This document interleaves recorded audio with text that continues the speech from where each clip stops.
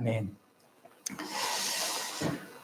지난 시간 우리는 이제 헌상의 유래와 헌상의 목적이 무엇인가를 함께 살펴보았습니다. 오늘은 헌상을 드리는 우리의 중심에 대해서 지난 시간에도 그렇게 간단하게 언급은 하긴 했지만 그 중심 곧 하나님께서 받으실 만한 헌상이 무엇인가라는 내용에 대해서 함께 말씀을 좀 상고하고자 합니다. 우리가 지금 헌상에 대해서 배우고 있지만 사실 이제 큰 맥락에서 보면요, 헌상이라고 할 때, 성경에서 헌상이라고 할 때 그것은 크게 두 가지 형식으로 대표되어서 드려지는 것입니다. 하나는 뭐냐면 하나의 헌상은 주일에 드리는 예배입니다. 그리고 예배 중에 드리는 특별히 이제 물질로 헌금으로 우리가 드린다고 하죠. 그것으로 드리는 헌상인 것이죠. 보통 우리는 헌금을 드리는 것만 자신이 하나님께 뭔가를 바치는 것으로 생각하지만 주일에 이 예배를 드리는 것도요, 중요한 헌상의 한 표현인 것입니다. 그래서 여러분들 오늘 이 헌상을 좀 이제 큰 맥락에서 제가 살펴볼 건데, 이 주일날 우리가 드리는 예배가요, 어떤 의미냐면 우리의 생명을 대표하는 시간을 따로 구별하여서 하나님께 드리는 겁니다. 그리고 우리가 예배 중에 드리는 이 헌상은 우리의 생활을 대표하여서 우리의 물질을 하나님께 드리는 겁니다. 그러니까 우리의 생명 속에 우리의 생활이 있기 때문에 이 예배를 드리는 이 시간이라는 시간의 일부분을 떼어서 하나님께 드리는 그 안에 이 헌상이라는 물질을 드리는 이 헌상의 그 드림도 같이 있는 것이죠. 다시 정리하면 여러분들, 시간의 대표인 이 예배를 드리는 그 헌상 속에서 우리는 우리의 생활 있잖아요. 우리가 살아가는 이 삶의 생활, 이것을 드리는 이 헌금이라는 헌상을 하나님께 드린다는 거예요. 그래서 여러분, 예배와 이 헌상이 긴밀하게 연결되어 있습니다. 그리고 이 헌상은 예배의 아주 중요한 부분이 되는 것이죠. 그래서 제가 이 말씀을 하는 것은 오늘 우리가 헌상을 바르게 알기 위해서는 예배에 대한 의미도 또 우리가 바르게 알아야 되거든요. 그래서 오늘 두 가지로 좀 말씀을 나누고자 하는데, 먼저는 이제 하나님이 받으실 만한 예배는 뭔가, 그렇게 어떻게 드리는 것이 하나님이 받으실 만한 예배인가, 그리고 그 안에서 어떻게 우리는 하나님이 받으실 만한 헌상을 할 수 있는가, 이 부분을 함께 나누고자 하는 거예요. 그래서 먼저 예배에 대해서 좀 생각해 봅시다. 우리의 시간을 대표하여서 하나님께 드리는 것이 예배다. 여러분들 이렇게 생각해 봤습니까? 예배를 그러한 의미로 여러분들 드리고 있었습니까? 자, 하나님께서 우리에게 주신 생명을 이 세상에서 우리가 누리며 살아갈 때 그것은 결국 시간을 통해서 구체적으로 표현되는 것입니다. 내가 살아있다는 것, 나한테 생명이 있다는 것은요, 곧 나한테 시간이 있다는 것입니다. 한편 내가 죽었다, 나한테 생명이 없다, 그것은 뭐예요? 시간이 없다는 것입니다. 내게 주어진 생명은 바로 이 시간을 통하여서 그 생명성이 가장 선명하게 드러나는 거예요. 그런데 여러분들, 우리의 이 생명성, 이 생명을 나타내는 이 시간은 그 자체로 우리의 것이 아닙니다. 그렇죠? 우리에게 있는 이 시간은 하나님의 것이죠. 왜요? 하나님께서 나를 존재하게 하심으로, 내 심장을 뛰게 하심으로, 나에게 이 공기를 주심으로, 여러분들, 내가 지금 살아가고 있단 말이에요. 내가 이 시간을 살아가고 그 안에서 뭔가를 누린단 말이에요. 하나님께서 허락하지 않으시면 나는 이 시간을 누릴 수가 없습니다. 생명과 시간이 이렇게 긴밀하게 연결되어 있는 것이죠. 그래서 이 생명을 가장 단적으로 그리고 명확하게 구체적으로 표현할 때 시간으로 표현되는 거예요. 그래서 성경은요, 하나님 앞에 시간을 정하여서 하나님 앞에 드리라 이렇게 얘기하는 거예요. 레위기 23장 2절과 3절을 보면 대표적으로 이러한 이야기가 있는데 한번 보세요.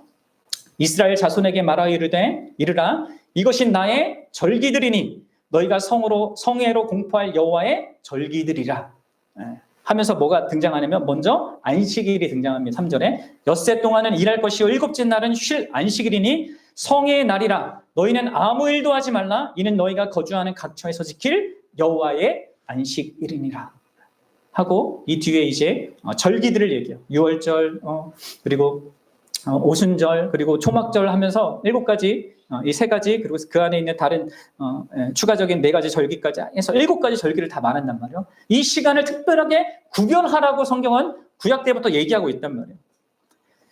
그래서 여러분들, 오늘날 우리가 드리는 이 주일 예배가 나의 생명을 대표하는 가장 소중하고 그래서 중요한 시간을 하나님께 떼어 놓으면서 그것의 주인이 하나님이라는 사실을 인정하는 것입니다. 그것을 고백하고 그것을 감사하는 것입니다. 우리의 생명, 우리의 시간은 하나님이 주신 것이기 때문에, 하나님의 것이기 때문에 또 어떻게 해야 되겠습니까? 어떤 마음으로 드려야겠습니까? 하나님의 뜻에 맞게 하나님이 원하시는 것을 위하여서 살고자 하는 그 중심으로 우리는 예배에 참여하는 것입니다. 그게 뭐야? 하나님의 뜻과 하나님의 그 원하시는 것이 뭐예요? 소열이 문답이 말하는 것처럼, 일문이 말하는 것처럼 하나님을 영화롭게 하고 영원토록 그를 즐거워하는 그 의미로 내 인생과 내 삶과 내 시간을 드립니다. 이런 의미란 말이에요. 그래서 여러분들, 이러한 삶을 위하여서 하나님은 하나님께 속한 나의 모든 시간을 가장 효과 있고 의미 있게 보내게 하기 위해서 우리에게 이 예배라는 것을 허락하는 거예요. 왜요, 여러분들? 이 예배를 통하여서 우리는 하나님과 거룩한 교통을 나눕니다. 그리고 그 안에서 하나님이 어떤 분이신지, 또 그분이 이 역사 가운데 행하신 일은 무엇인지, 또 그분은 지금 나를 왜 이 현재를 살게 하시는지, 무슨 의미와 목적을 위하여서 나를 있게 하시는지, 그분이 나에게 요구하는 존재성과 그 삶은 무엇인지, 이런 것들을 바르게 배우고 알아가고 그렇게 살아가기를 여러분들 이 예배 가운데서 우리가 확인하게 되는 거 아니겠습니까? 그걸 확인하고 나도 그렇게 살고자 하는 중심으로 예배하는 것이죠. 그래서 여러분들, 내 삶에 가장 중요하며 내 삶의 중심이 되는 시간이 바로 이 예배의 시간이어야 하는 거예요. 그리고 그래서 우리가 가장 좋은 시간을 그분께 드리는 겁니다. 얼마나 황금 같은 시간이에요. 주일, 일요일 날 우리 인생 가운데 있는 이 일요일이라는 주일이라는 이 시간이 그리고 이 예배를 위해서 우리가 준비하는 겁니다. 이 예배가 소중하기 때문에. 그러면서 여러분들, 이 예배만 드리는 게 그것 자체가, 이 예배 드리고 나는 드렸어, 나는 하나님께 예배했어, 이게 끝이 아니죠. 뭐예요? 내가 이 좋은 시간을 하나님께 드리는 것으로 나의 모든 시간들도 이렇게 되기를 원합니다가 담겨 있는 겁니다. 그런 소원으로 예배하는 것이죠. 주일 예배 때뿐만 아니라 나의 일상이, 나의 모든 생명이, 시간들이 하나님과 거룩한 교통을 하고 그분 앞에서 그분이 하시는 일을 알면서 나도 그분의 뜻 가운데 살아가는 것 가운데 하나님이 원하시는 내가 되고 하나님이 원하시는 뜻을 행하며 살고자 하는 그 실질적인 삶으로 그런 시간들로 연결되어져야 한다는 거예요. 주일날 딸랑 예배드리고 난다, 이건 종교고요. 여러분들, 우리는 하나님을 예배하는 자들인 거예요. 하나님 앞에서 살아가는 자들이란 말이에요. 그럼 여러분들, 우리는 하나님 앞에 어떻게 예배를 드려야 합니까? 좀 생각해 보셔야 돼요. 이게 예배 시간을 드리는 게 의미라면 어떻게, 어떠한 중심을 예배를 드려야 한다는 거, 하겠냐는 거예요. 여러분들, 그냥 우리가 예배에 나와 있다고 해서 예배를 받으시는 게 아닙니다. 아셔야 돼요. 여러분, 예수님께서는, 우리 하나님 아버지께서는 자신에게 참되게 예배하는 자를 찾는다고 이렇게 얘기했단 말이에요. 그러니까 자기는 예배라고 하지만, 난 예배에 참여했어 이렇게 말하지만 하나님 보실 때는 참된 예배가 아닌 예배가 많은 겁니다. 유대인 그 예수님이 말씀하셨을 그 당시 때 바리새인들이 얼마나 제사를, 예배를 열심히 드렸습니까? 하나님은 그걸 예배로 안 받으셨단 말이에요. 성경이 말하는 예배, 여러분, 그게 뭐예요? 그것은 가장 기본적인 의미로는 가장 존귀한 존재 앞에 엎드려 절하는 겁니다. 하나님을 하나님으로 알고 그분 앞에 꿇어 엎드리는 게 예배란 말이에요. 그래서 여러분들, 무엇보다 중요한 게 하나님을 하나님으로 알고 인식하고 그분 앞에서 엎드리는 겁니다. 꿇어 엎드리는 중심으로 예배하는 거예요. 그게 여러분들, 예수님이 얘기한 영과 진리로 드리는 예배의 핵심이란 말이에요. 우리가 가져야 될 우리의 중심에 있어서. 어때요? 여러분들 그렇게 하고 있습니까? 하나님을 가장 두렵고 가장 높으신 분으로 여기고 가장 소중하고 가장 존귀한 분으로 여기는 그 심령, 그 성령 하나님의 이끄심을 받아서 하나님만을 나의 전부로 삼는 그런 중심을 가진 그 상태로 예배해야 하는 것입니다. 그러면 우리가 예배하는 그 하나님은요, 온 우주의 창조자예요. 주권자예요. 통치자이십니다. 그리고 구원자이시죠. 또 이 세상을 심판하실 심판주이란 말이에요. 오늘 본문에도 심판하실 하나님이 등장하잖아요. 그러한 하나님 앞에 내가 있다는 이 순엄한 심정이 우리에게 있어야 돼요. 예배할 때마다 여러분들 이런 심정을 자기 안에서 발견해야 됩니다. 그런데 우리는 예배할 때마다 예배가에서 말할 때 하나님의 보좌 앞으로 나아간다, 혹은 하나님의 영광의 보좌 앞으로 나아간다, 이렇게 말합니다. 여러분들, 우리는 우리 예배를 받으시는 분이 나의 하늘 아버지이실 뿐만 아니라 이 온 우주의 진짜 주권자이자 모든 생명과 모든 이 세상의 역사와 나라를 주관하시는 그 하나님이시고 왕이시라는 것을 알고 그분 앞에 예배해야 하는 것이에요. 나는 그분의 피조물이고요, 나는 그분의 구원받은 백성이고요, 그분의 통치받는 백성입니다. 그분은 나의 왕으로 그 보좌에 앉아 계신 것입니다. 그럼 이런 하나님에 대한 인식과 나에 대한 바른 인식 가운데 우리가 예배해야 되는 것이죠.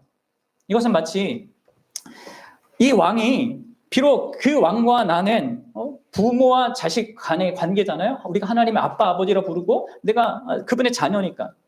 그러나 여러분들, 공적으로는 이 우리 하늘 아버지는 왕이란 말이에요. 그리고 우리는 뭡니까? 신하란 말이에요. 백성이란 말이에요. 따라서 여러분들, 우리가 왕 대신 하나님 앞에 절한다고 할 때는 그분의 왕 대심과 그 주권적인 통치하심을 인식해야 돼요. 그리고 그분이 지금 이 역사 가운데서 행하고 계신 일이 있다는 것을 알아야 된단 말이에요. 그리고 그 역사 가운데서 하나님이 자신의 뜻을 이루어가고 계시고 있다는 그 현실을 여러분들 볼 수 있어야 됩니다. 그리고 그분이 그렇게 하실 때 또한 나를 사용하기를 원하시고 사용하고 계시다는 것도 인식하는 것 속에서 절하고 경배해야 된다는 것이죠. 그냥 막연하게 그냥 하나님 예배합니다, 찬양합니다, 이게 아닙니다. 그래서 여러분들, 우리가 하나님을 경배할 때는 우리 마음 가운데 분명히 그분을 향한 그분을 경배한 그 마음의 체험과 경험을 가져야 돼요. 그럼 보통 교회를 다니기 시작하고 처음 예수를 믿는다고 한 사람들 중에는 초창기에 그런 마음을 갖습니다. 하나님을 내가 알게 되고 예배한다는 하면서 이렇게 조금 이렇게 하거든요. 근데 그런 사람들이 교회 안에서 이 하나님에 대한 진리를 바르게 배우지 않고 이런 하나님을 경외하는 이 중심을 가꾸지 않으면요, 결국 어떻게 되냐면 그냥 예배대만 들락날락합니다. 그리고 예배 의식만 반복적으로 참여하는 그런 상태가 됩니다. 이런 사람들은 나중에 면역이 생겨서 예배 중에 자기가 뭘 하고 있는지도 몰라요. 그냥 무덤덤하게 그냥 형식으로 참여하고 있는 것으로 난 예배 드렸어, 나 하나님 예배했어, 이렇게 하면서 만족하는 종교인이 된단 말이에요. 그럼 단순히 형식을 취하는 것으로 예배가 되지 않습니다. 유대인들이 얼마나 형식을 완벽하게 지켜서 예배를 드렸습니까? 그리고 지금도 하고 있단 말이에요. 근데 하나님이 찾으시는 예배가 아니에요. 그러면 내가 무한하고 무궁하고 불변하시는 그 하나님을 만난 참된 경험이 내 심령 안에 체험되어져야 하는 겁니다. 하나님을 하나님으로 가장 높고 영광스럽고 위대한 분으로 인식하고 내가 그런 분 앞에 있다는 서 있다는 감격스러운 그 숭고한 심정이 내 안에 있어야 되는 것이죠. 그러니까 여러분들, 예배 시간에 딴짓하고 핸드폰하고 딴 생각하고, 이게 여러분들, 그 사람들은요, 미안하지만 신자가 아니에요. 불신자입니다. 아니면 완전 지금 타락한 상태에 있는 겁니다. 예배 가운데 내가 하나님께 집중하지 못하고 딴 생각하고. 그래서 여러분들, 예배 가운데 올 때는 핸드폰 가능한 무음을 하고 꺼놓고 이렇게 하셔야 돼요. 인생이 하나님이 만나는 것보다 더 중요한 게 어디 있습니까?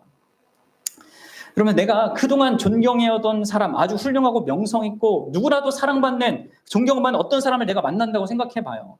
그 사람에 대해서 내가 어떤 태도의 중심으로 그 사람에게 말하게 되고 행동하게 되겠습니까?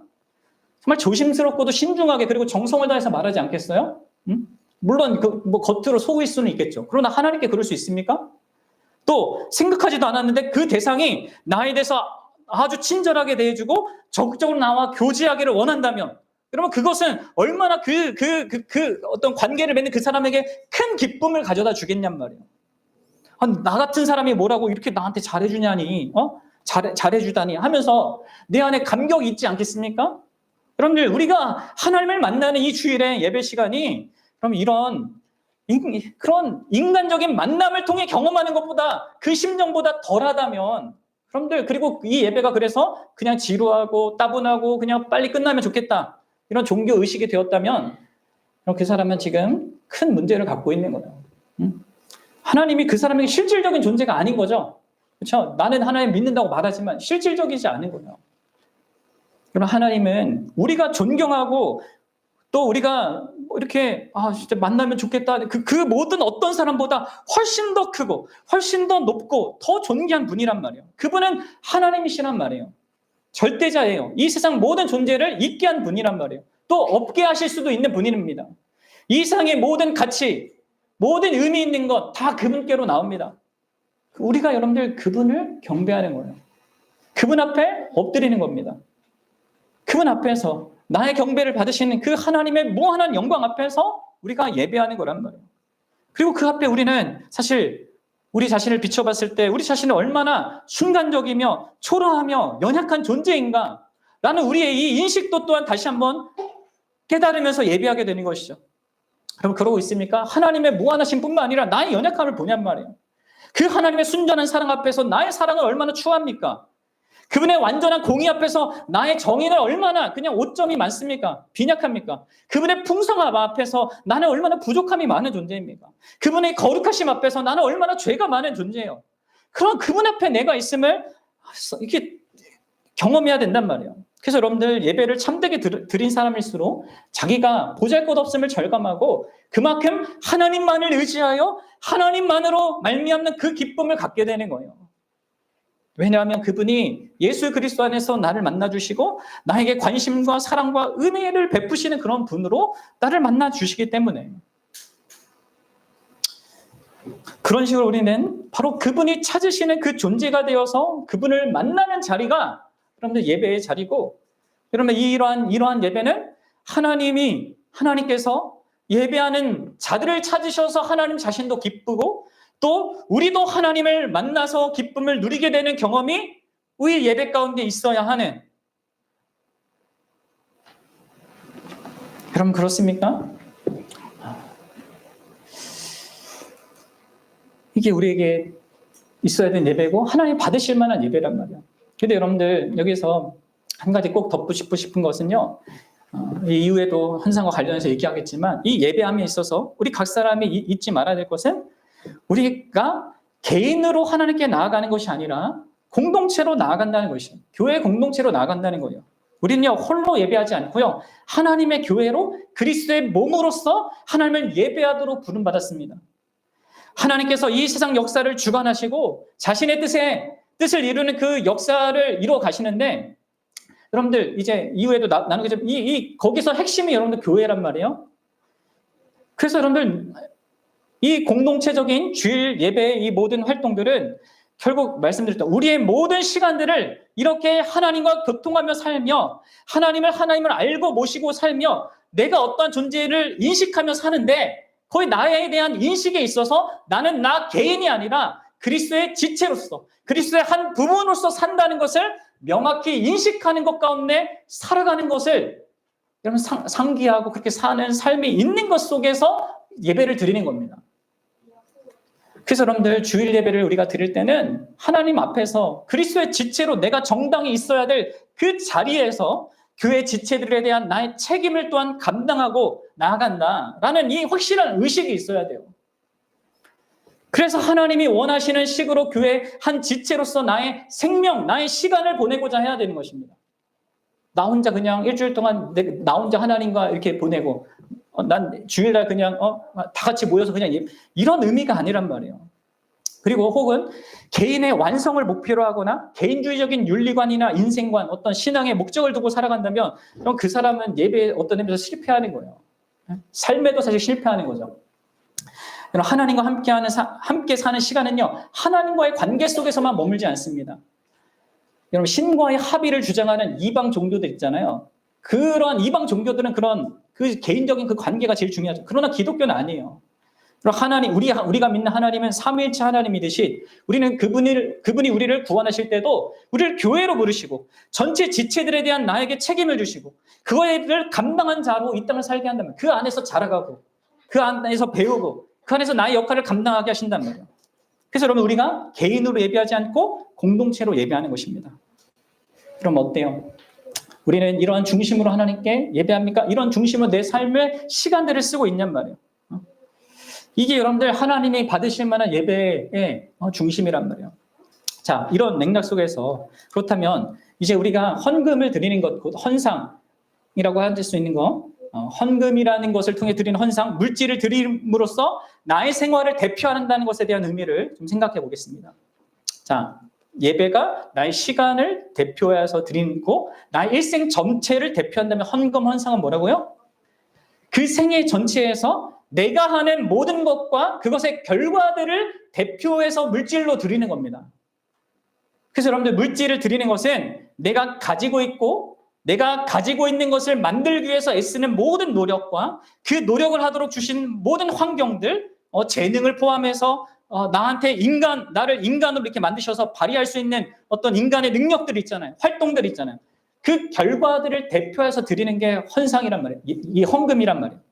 더 구체적으로 얘기하면 내가 힘을 쓰고 내 재능을 쓰고 내게 주어진 모든 것을 쓰면서 살면은요, 그 사람은 하루면 하루만큼, 아니면 열흘이면 열흘만큼, 아니면 한 달이면 한 달만큼 그 사용한 자기가 활동한 생활한 것에 대한 어떤 결과를 갖게 된단 말이에요.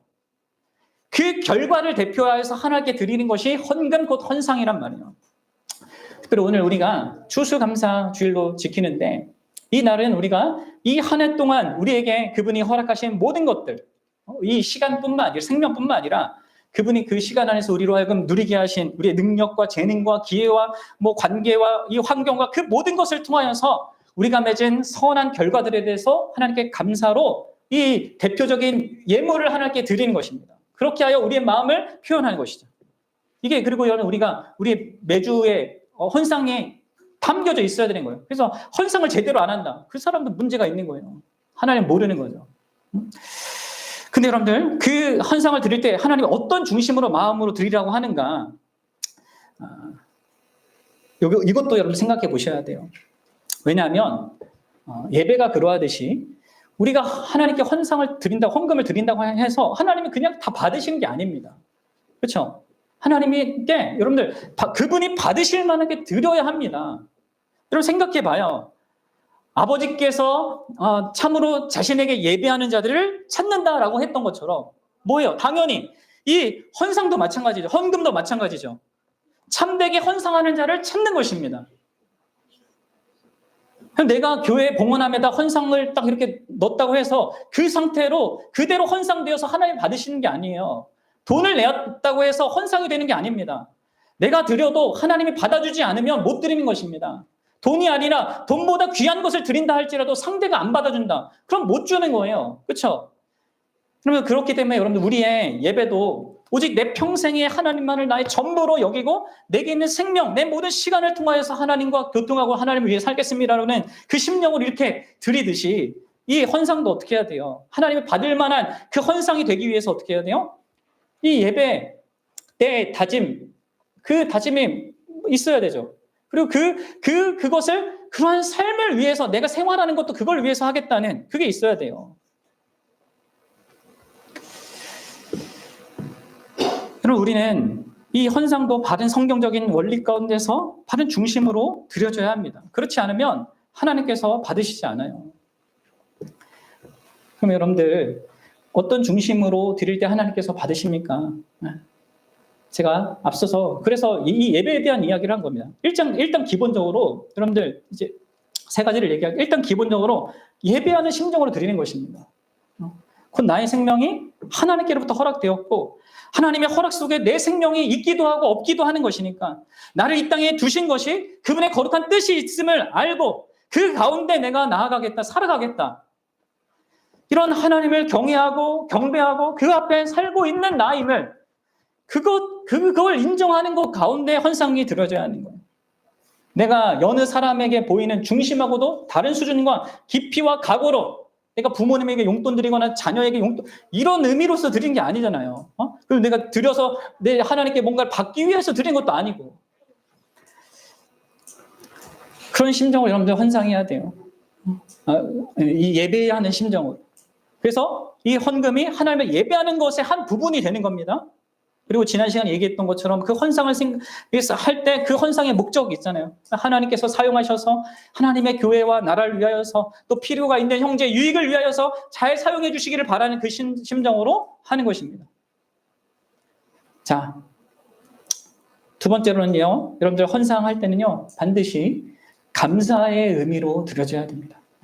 감사의 의미로 드려져야 한다는 거예요. 다시 말해서 하나님께서 우리에게 주신 은혜에 대한 감사의 표시로 헌상을 하는 것입니다. 자, 오늘 시편 50편 14절을 한번 다시 읽어보겠습니다. 여기 이제 우리가 다룰 이 나머지 두 가지의 내용이 있어요. 뭐예요? 같이 읽어봅시다. 감사로 하나님께 제사를 드리며 지존하신 이에게 내 소원을 갚으며. 이 두 가지가 하나님께 예물을 드릴 때, 헌상을 드릴 때 같이 항상 있어야 됩니다. 우리에게 먼저 감사가 있어야 되는데, 이 감사는 하나님께서 나에게 주신 이 은혜를 내가 얼만큼 깨닫고 누리는가에 따라서 달라집니다. 하나님과의 나의 관계가 얼마나 깊은가에 따라서 그분에 대한 감사의 그 심정도 달라지는 것이죠. 우리는 사실 오늘 이 시편 본문에서 얘기하는 8절에서 11절에 나오는 어떤 이 짐승들 있잖아요. 이들이 누리게 된 어떤 삶의 어떤 이런 거거든요. 우리는 이런 소유들이 자기에게 많아진 것을 감사하고, 아니면 나한테 좋은 일이 있는 것을 감사하고, 아니면 안 좋은 일이 안 생긴 것이나 안 좋았던 일이 빨리 해결된 것을 감사합니다. 보통 사람들이 그러죠. 물론 여러분 그것도 감사해야 되죠. 그러나 여러분들 그것은 이방인들도 하는 거란 말이에요. 다른 종교인들도 하는 거란 말이에요. 아니, 자기가 무신론자라고 생각하는 사람도 보통 또 그렇게 막 한단 말이에요. 무엇인가 없고 모자랐는데 갑자기 생기거나, 아니면 어려운 고비가 지나서 감사하고, 이런 그러면 일시적인 그 감사를 하나님께서 말하시겠습니까? 그게 아니에요, 여러분들. 그럼 누구나 할 수 있는 그런 감사가 아니라 하나님과 특별한 관계에 있는 그 백성만이 할 수 있는 그 감사를 하나님이 원하신단 말이에요. 그러면 한 해를 돌아보는 우리의 추수, 이 감사 주일날의 감사가 우리에게 주어진 일상의 많은 것들에 대한 감사도 포함되어지지만 거기에서 멈추면 안 됩니다. 더 근원적이고 근본적이고, 아니 더 고차원적인 것에 대한 감사해야 된단 말이에요. 그게 뭐예요, 여러분들? 무엇을 감사해야 될까요? 오늘 시편 본문에는 그 감사의 실체가 뭐라고 합니까? 우리 5절부터 7절의 말씀을 같이 읽어보도록 하겠습니다. 시작. 이르시되 나의 성도들을 내 앞에 모으라.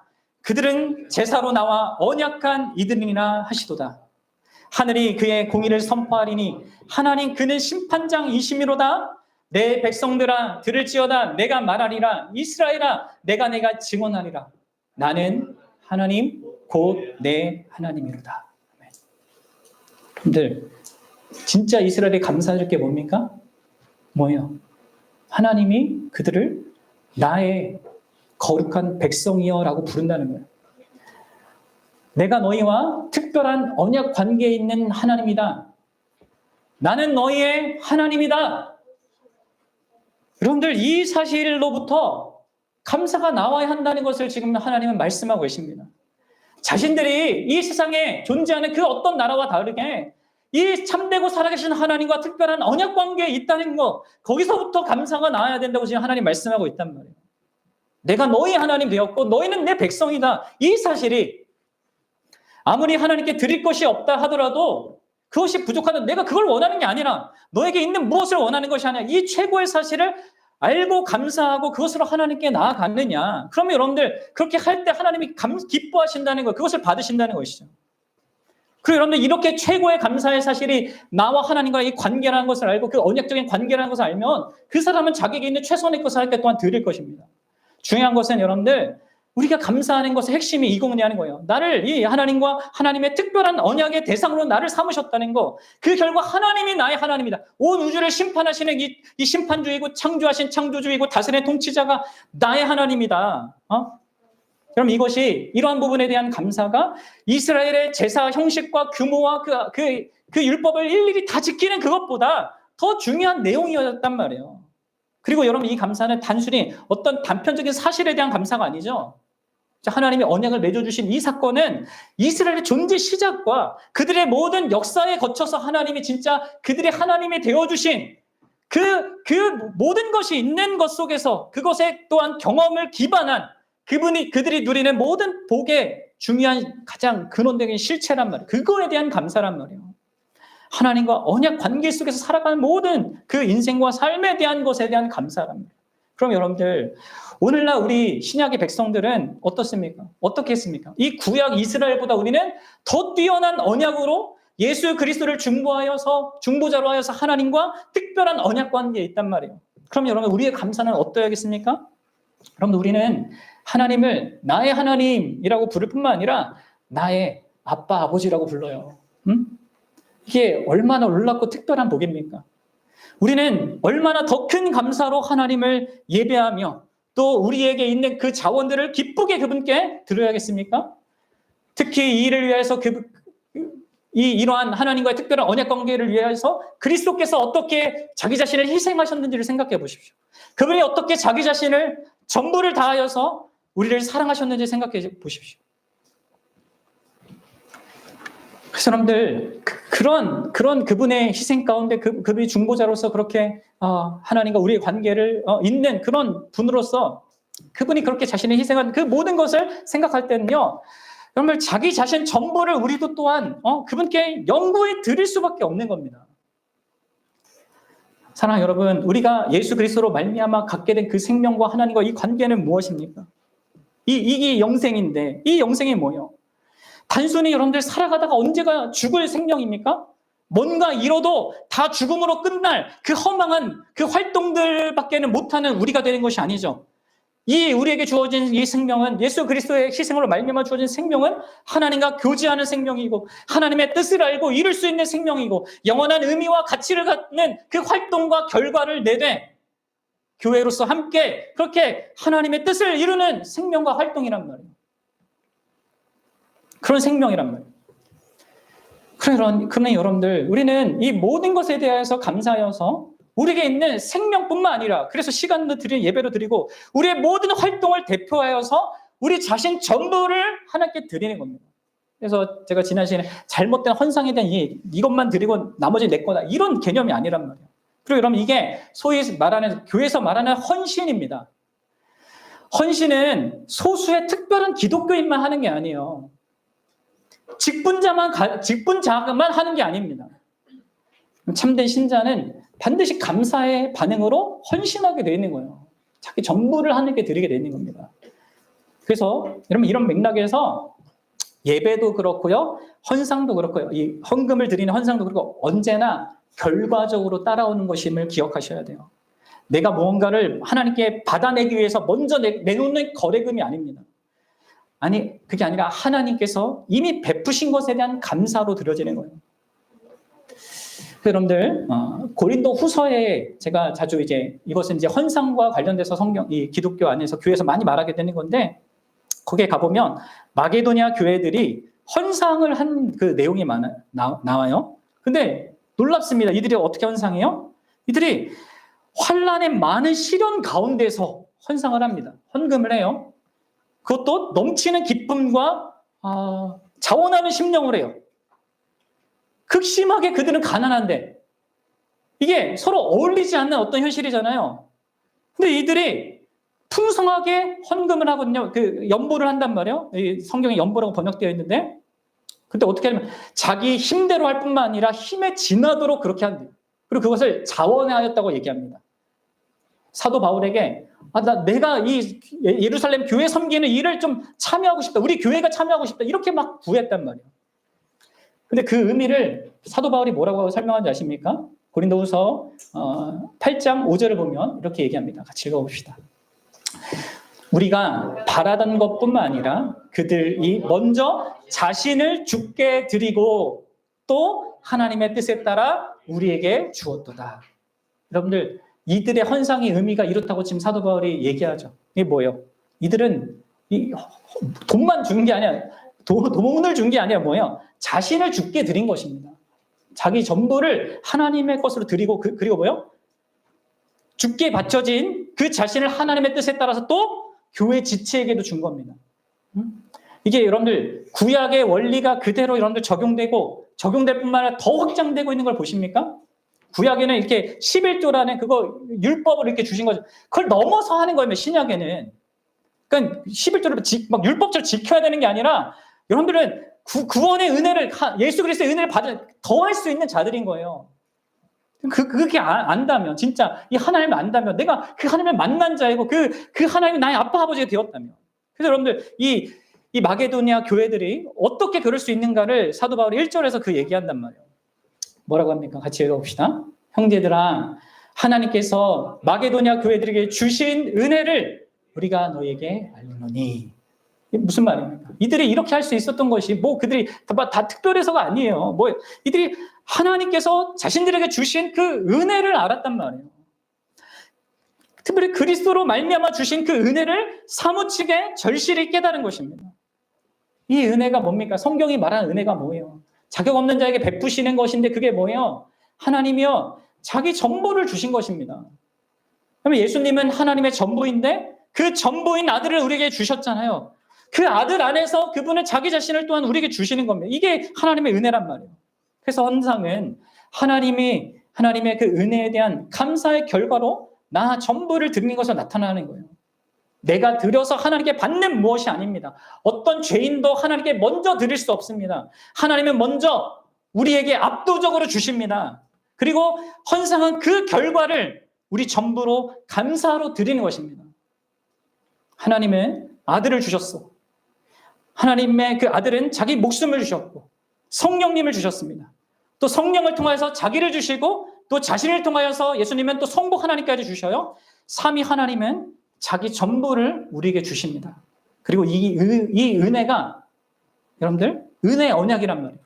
구약의 그 옛 언약, 이스라엘이 맺었던 그 언약보다 더 뛰어난 언약, 은혜의 언약이란 말이에요. 특별한 언약, 우리의 아빠 아버지가 되어주시고 예수 그리스도는 우리의 중보자가 되어주시고 성령님께서 우리 안에 보혜사가 되어주시는, 그래서 이 삼위일체 하나님을 영원토록 소유하고 누리게 되는 이 은혜.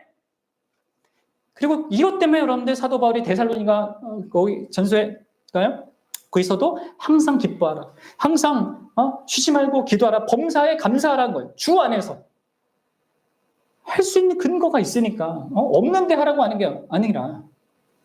어떻습니까? 그럼 우리의 감사에는 이러한 감사의 내용들이 있습니다. 근원적인 감사의 내용이 있냐는 거예요. 그리고 그런 감사가 표현될 정도로 그것을 대표하는 의미의 헌상을 드리고 있는가 생각해 보셔야 돼요. 이 한 해 동안 예수 그리스도 안에서 여러분들이 하나님과 관계를 누리면서 내가 하나님을 알게 되고 사랑하게 되고 그분과 함께하는 인생으로서 살아가는 것에 대한 감사인가 보셔야 됩니다. 그리고 그것을 더불어 교회적으로 그렇게 누린 것에 대해서 감사인지를 보셔야 돼요. 그리고 마지막으로 여러분들, 이 헌상에는 기원이 담겨져 있어야 됩니다. 기원. 그게 뭐겠습니까? 우리 50장 14절을 한번 같이 읽어보겠습니다. 시작. 감사로 하나님께 제사를 드리며 지존하신 이에게 내 소원을 갚으며. 하나님께 드리는 우리의 이 헌금은요, 물질의 양이 중요한 게 아니라 물질도 우리가 기꺼이 많이 드리게 되죠. 우리가 진실로 감사하면. 근데 거기에 어떤 의미가 담겨져 들어져야 하는가가 더 중요합니다. 그게 뭐예요? 첫째는 뭘 넣어야 된다고요? 감사의 마음을 반드시 넣어야 돼요. 그리고 두 번째로 뭐예요? 우리의 소원을 갚고자 해야 된다는 거예요. 여기 소원을 갚는다는 뭐겠습니까? 쉽게 말해서 뭐예요? 내가 하나님과 맺은 언약에 합당한 자로 살아가는 것입니다. 살겠다는 거예요. 살겠다는 다짐입니다. 언약 맺은 자답게 살겠다는 다짐과 실질적인 삶을 의미하는 것이죠. 그럼 언약에 합당한 삶이란 뭡니까? 하나님을 힘입고 하나님을 사랑하며 하나님께 순종하는 삶입니다. 그 신해상 언약, 이스라엘 백성이 맺은 그 언약대로 내가 살겠다는 거예요. 그러니까 여러분들, 물질을 드린다는 게 이제 우리 생활을 대표해서 드리는 거 이렇게 했는데, 이 서원을 갚는다는 것은 내 생활이, 내가 행하는 그 모든 생활이 하나님과의 그 언약에 합당한 것을 위하여서 생활하겠다는 것입니다. 이 무슨 말인지 알겠습니까? 이스라엘의 경우에는 뭐예요? 이스라엘 경우는 그들이 하나님을 신뢰하고 또 하나님이 원하시는 그 하나님의 백성에 요구되는 그런 것들 있잖아요. 십계명 포함해서 제사법, 시민법 이런 거 포함해 이런 모든 율법들을 신실하게 지키고 순종하는 겁니다. 왜 이렇게 해요? 근데 출애굽기 19장 6절에서 하나님이 십계명을 주시면서 이런 얘기를 하신단 말이에요. 뭐예요? 너희가 내게 대하여서 제사장 나라가 되며 거룩한 백성이 되리라. 그리고 이제 십계명과 모든 이 이스라엘 지켜야 될 언약의 이 대상자들로서 마땅히 지켜야 될 것을 주신단 말이에요. 이게 뭐예요? 하나님의 거룩한 하나님의 하나님 되심과 하나님 영광을 드러내는 백성이 되고 이 땅 가운데 하나님의 그런 은혜와 사랑을 또한 흘려보내는 이 제사장 나라, 거룩한 백성, 이런 특별한 하나님의 그런 공동체가 되도록 여러분 하나님께서 이런 모든 것들을 지키라고 한 거란 말이에요. 이렇게 내가 이런 하나님의 목적을 알고 이렇게 지키고 살겠습니다라는 의미로 여러분들 내 생활이 그런 의미로 살아가는 것입니다라는 의미로 드리는 거란 말이에요. 여러분 이해가 되세요? 그럼 여러분들 우리는 오늘날 어떻게 예수님과의 새 언약 가운데 약속하고 그 소원을 지키는 거겠습니까? 그럼 생각하시죠. 하나님과 관계는 언제나 언약적입니다. 그리고 언약은 언제나 쌍방적인 거예요. 그렇죠? 하나님 편에서만 우리에게 행하시는 것이 아니라 우리 편에서 마땅히 행해야 될 것이 있는 것입니다. 여러분들 예수 그리스도를 중보자라 하는 이 새 언약 안에서 우리에게 요구되어지는 그 삶은 무엇입니까? 이 이스라엘과 유사합니다. 그러나 더 확장되죠. 그게 뭐예요? 이 예수 그리스도를 신뢰하고 그분이 원하시는 내가 되기 위해서 사는 겁니다. 그래서 고린도 후서 5장 15절에서 사도 바울이 이렇게 얘기하죠. 같이 읽어봅시다. 시작. 그가 모든 사람을 대신하여 죽으심은 살아있는 자들로 하여금 다시는 그들 자신을 위해 살지 않고 오직 그들을 대신하여 죽었다가 다시 살아나신 이를 위하여 살게 하려 함이라. 아멘. 여러분, 그분이 우리를 위해서 대신 죽으셔서 그 십자가에 보일 우리와 언약 관계를 맺으신 건 더 이상 우리가 내 마음대로 사는 것이 아니라 나 자신을 위해 살지 않고 누구를 위해 살아요? 그분을 위해서 사는 것입니다. 그럼 그분을 위해 산다는 것은 나름의 생각과 내 나름의 생각과 내 나름의 능력으로 그분을 위해 뭘 한다는 게 아닙니다. 그게 아니라 그분의 원하시는 그 뜻을 따라서 그분이 공급해 주시는 그 능력으로 그분이 원하시는 것을 위해서 산다는 것을 의미해요. 예수 그리스도의 그 뜻은 성복 하나님의 뜻이고 그리고 또 우리를 예수님과 연합시키신 성복 하나님의 뜻입니다. 삼일체 하나님의 뜻은 동일해요. 그 삼일체 하나님의 뜻이 무엇입니까? 우리를 이 땅에 살게 하시는 그 뜻이 무엇입니까? 제가 이 부분을 금요일날 기도회 때도 말씀드렸는데 여러분들 하나님은요 모든 인간과 이 세상에 있는 전 생명을 위해 위대한 계획과 목적을 갖고 계시단 말이에요. 아무 생각 없이 이 세상을 지금 운행하고 계신 게 아니란 말이에요. 분명한 목적과 뜻을 가지고 이 땅의 역사와 여러분들 인생을 두셨고 이 세상의 역사가 흘러가게 하셨단 말이에요. 그리고 성경은 그 계획과 목적에 대해서 우리에게 계시해주고 있단 말이에요. 그럼 아시고 계세요? 그게 뭔지? 특별히 우리가 새 언약을 맺으셔서 그분이 맺고 있는 우리가 영원토록 경배하고 사랑의 그 대상이 어떤 우주적인 계획과 목적을 갖고 있는지 알고 여러분들 거기에 동참하고 있습니까? 그걸 생각하고 염두에 두고 살아가고 있습니까? 그게 뭐예요? 에베소서 3장 9절부터 11절 함께 봅시다. 에베소서 3장 9절부터 11절 시작. 영원부터 만물을 창조하신 하나님 속에 감추었던 비밀의 경륜이 어떠한 것을 드러내게 하려 하십니다. 영원전부터 만물을 창조하신 이 하나님이요 어떤 비밀을 갖고 있는 비밀의 경륜, 하나님이 다스리고자 하는 목적하시는 어떤 것을 이제 경륜이라고 하는데 그 어떤 것을요 이제 드러내셨단 말이에요.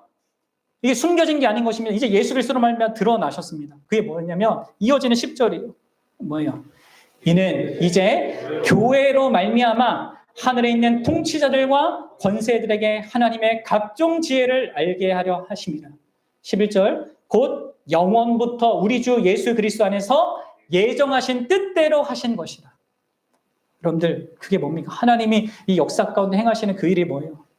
그것은 이제 예수 그리스도와 그분의 몸된 교회로 말미암아 온 세상 가운데 하나님의 각종 지혜를 알게 하는 것입니다. 하나님의 영광을 이 교회를 통해서 드러내는 거예요. 여러분 교회는 이제 새로운 이스라엘이자 새로운 세상이자 하나님의 나라의 교두보이자 하나님 나라의 그런 새 백성들이 교회란 말이에요. 그리고 여러분 이 교회를 통해서 하나님이 하나님 자신의 각종 지혜를 온 세상 가운데 드러내신단 말이에요. 여러분 이것은 이 10절이 말하듯이 하늘에 있는 천사들조차 알지 못했던 감추어진 비밀이었습니다. 여러분 천사들은 우리 일반적인 지혜를 갖고 있는 우리 인간들보다 더 많이 더 풍성히 지혜가 있을 거 아닙니까? 그러나 여러분들 그 천사들조차 이 하나님의 초월적인 지혜의 영광을 볼 수 없었단 말이에요. 근데 여러분들 그 하나님의 초월적인 지혜의 영광을 드러내는 그 대상이 뭔지 알아요? 교회란 말이에요. 그래서 여러분들이 이해하고 알아야 되는 것은 저와 여러분들이 속한 이 그리스도의 교회가 이 세상에 존재하는 모든 존재 가운데 가장 놀라운 존재라는 거예요. 그래서 여러분들 우리가 언약을 지키는 이 방식은 이 그리스도의 몸된 교회를 위해서 살되 교회의 교회다움을 이루고 갖기 위해 사는 것이어야 한다는 거예요. 우리의 모든 생활과 그 언약 안에서 순종하는 것이 이것과 연결되어야 한다는 것이죠. 그리고 여러분들 그런 구체적인 것들은 우리가 지금 이제 교회로 온 성경 공부를 통해서 배우고 있죠. 그리고 앞으로도 많이 배워야 되는데, 그래서 우리가 이런 소원을 가지고 살겠다는 의미로 헌상을 드리는 것입니다. 단순히 감사합니다. 이게 아니에요. 근데 그래도 나는 내 생각대로 살겠어. 이게 아니란 말이에요. 이런 하나님과 언약 가운데 있고 나와 언약하신 그 하나님의 어떤 목적과 뜻을 갖고 이 땅을 사는지 거기에 내가 합당한 자로서 나의 역할과 그분이 원하신 내가 되기 위하여서 그런 의미로 하나님 앞에 헌상한단 말이에요. 사랑하는 여러분, 오늘 우리가 드리는 추수감사의 그 헌금이 그리고 앞으로 우리가 주일마다 드릴 우리의 헌상이요 이와 같은 이해 속에서 드려져야 합니다. 하나님께 대한 예배하는 이 예배에 대한 바른 의미 하나님이 받으실 만한 예배를 드리는 그런 실천 속에서 반드시 감사와 소원을 담아 드려지는 하나님이 받으실 만한 그런 예배로 그러한 것으로 우리가 드릴 수 있으면 좋겠습니다. 예수 그리스도 안에서 우리와 맺어주신 그 새 언약 가운데서 내가 하나님을 아빠 아버지로 부를 수 있다는 사실에 대한 그 감사가 우리 안에 풍성히 또 감격 가운데서 드려져야 돼요. 또 우리를 교회로 부르셔서 이 하나님의 온 지혜를, 이 각종 지혜를 이 세상 가운데 드러내시고자 하는 그분의 뜻을 따라서 내가 살겠다는 그 소원함 속에서 여러분들 우리가 헌상하는 것입니다. 우리의 시간을 대표로 드리는 이 예배와 함께 우리의 생활을 대표로 드리는 이 헌상을 통하여서 진실로 우리의 전부를 받기 합당하신 우리 크고 높으신 하나님을 온전히 예배하고 경배하는 우리 각 사람과 우리 교회가 되기 바랍니다. 기도하겠습니다.